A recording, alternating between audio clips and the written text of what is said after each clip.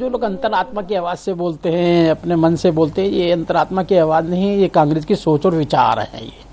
और किस प्रकार से चाइना अब आज भी इनको फंड देता है। राजीव फाउंडेशन में 1,35,00,000 रुपया आया है। आज भी ये चाइना की भाषा बोलते हैं। और इस सारे विवाद की जड़ ये कांग्रेस ही है, जो इस देश को टुकड़े टुकड़े गैंग के साथ मिलकर खंडित करना चाहती है। इसी पर चर्चा के लिए हमारे सहयोगी हमारे साथ जुड़ रहे हैं, मनोरंजन भारती और अखिलेश शर्मा। बाबा, सबसे पहले आपके पास आऊंगी।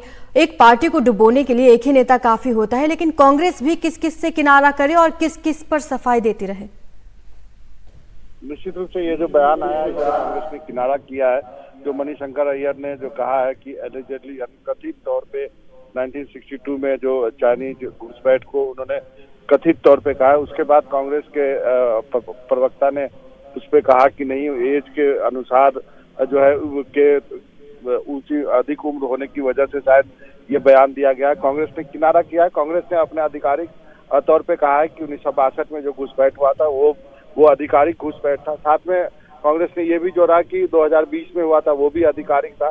तो इस ढंग से कांग्रेस ने इससे अपने आप को अलग किया। ये बात सही है कि मणिशंकर अय्यर जैसे लोग, चाहे सैम पिट्रोदा जैसे लोग, गाहे बगाहे उनके ऐसे बयान आते हैं जिससे कांग्रेस को बार बार अपने आप को अलग करना पड़ता है और ये कहना पड़ता है कि नहीं, ये हमारा आधिकारिक बयान नहीं है। सैम पिट्रोदा पे कार्रवाई भी की गई है। मणिशंकर अय्यर उतने एक्टिव है नहीं कांग्रेस के पॉलिटिक्स में, लेकिन गाहे बगाहे उनके बयान इस ढंग से आते हैं जो कि सुर्खियों में छा जाते हैं और कांग्रेस के लिए एक एम्बेरसमेंट की स्थिति हो जाती है। बिल्कुल। अखिलेश शर्मा भी हैं हमारे सहयोगी हमारे साथ। अखिलेश जी, लेकिन बीजेपी इस बयान को ऐसे ही जाने नहीं देगी क्योंकि चुनावी माहौल है। बिल्कुल नहीं जाने देगी, क्योंकि ये स्पष्ट है कि जो बयान उनका दिया गया था, चाहे उसके लिए वो माफी मांग चुके हों, चाहे कांग्रेस पार्टी कह चुकी है कि उम्र का असर है, बढ़ रही उम्र का असर है, लेकिन इसके बावजूद ये एक ऐसा ऐतिहासिक सत्य है जिसको लेकर आपको झुठला नहीं सकते और न ही इस पर कोई भी गलत बयानी करके इस मुद्दे से आप ध्यान भटका सकते हैं। क्योंकि 1962 में जो हुआ था वो चीन का हमला था, आक्रमण था, जिसे आप घुसपैठ भी नहीं कह सकते, वो हमला था और वो चीन की ओर से हमला किया गया था। वो तब हुआ था जब उससे पहले जो तत्कालीन प्रधानमंत्री थे पंडित जवाहरलाल नेहरू, उन्होंने हिंदी चीनी भाई भाई का नारा चीन के साथ दोस्ती के लिए तब दिया गया था और तब ये कहा गया था कि दोनों देशों के संबंध मजबूत होने चाहिए।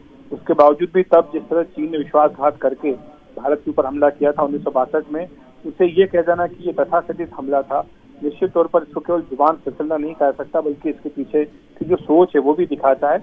और इसीलिए बीजेपी ने इसको लेकर के काफी तीखे तेवर अपनाए, अपना हमला बोला है कांग्रेस पर भी और मणिशंकर अय्यर पर भी। और यही कारण है कि आपने जो सुना अभी कुछ देर पहले नरेंद्र मोदी का जो हमने इंटरव्यू किया था, उसमें भी उन्होंने कहा था कि कांग्रेस पार्टी की ही एक तरह से राय व्यक्त करते हैं, चाहे मणिशंकर अय्यर हो चाहे सैम पित्रोदा हो। वैसे तो कांग्रेस अपने आप को इनसे अलग करने की कोशिश करती है, लेकिन इसके बावजूद ये सोची समझी रणनीति का हिस्सा है ताकि लोगों को गुमराह किया जा सके। बिल्कुल। बाबा, आप मानते हैं कि इतने पिछले सालों में जो कांग्रेस बैकफुट पर गई है, कहीं ना कहीं इन बयानों का भी रोल रहता है? निश्चित रूप से कांग्रेस को यदि इन बयानों का रोल नहीं रहता तो कांग्रेस को बार बार बैकफुट पे नहीं जाना पड़ता, अपने आप को अलग नहीं करना पड़ता और कांग्रेस बार बार फोर्स होती है इन नेताओं के वजह से अपने आप को कि नहीं, ये एक तरह से दीपापोती कांग्रेस को करना पड़ता है, जिसको आप कहते हैं रफू करना पड़ता है। और एक बार फिर से लोग, शायद मुझे लगता है बहुत सारे कांग्रेसी के फिंगर क्रॉस रहते हैं कि किसी फेज के पहले कुछ ऐसे बयान मणिशंकर या सैम पिट्रोदा के तरफ से ना आ जाए। और एक आध नेता और भी हैं, लेकिन बार बार इन्हीं दोनों के तरफ से आता है और एक बार फिर जो है मणिशंकर अय्यर ने एक तरह से अपना इस तरह का बयान दे करके विवाद को जन्म दे दिया है।